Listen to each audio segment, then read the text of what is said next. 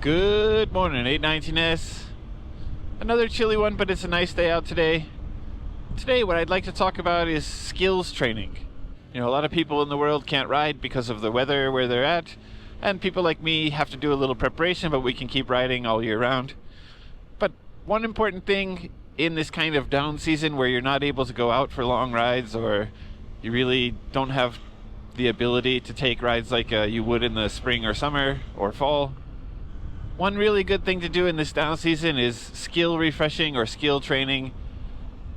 Obviously, you can't get on the bike to do that if you're in a place where it's snowy or cold, but what you can do is get a book. There are two famous books, Total Control and Twist of the Wrist and Twist of the Wrist 2. I suppose that would be 3 books, but the Twist of the Wrist series. And then if you want to do online training, there's a Yamaha Rider School. I think things like this are really great resources. If you read the books or you watch the video series, you can understand how to control your motorcycle a little bit better, a little bit more smoothly, a little bit more safely. And you can understand how the bike will react in different circumstances so that when you're actually out on the road, you'll know what to expect.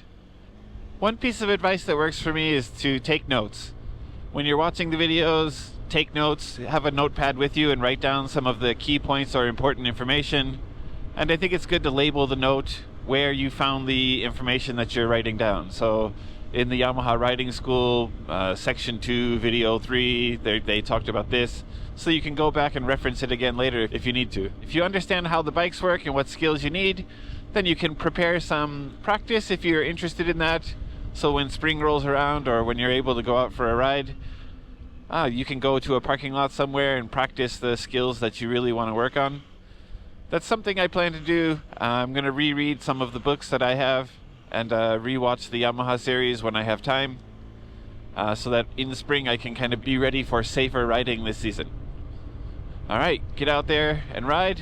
Always ride safe.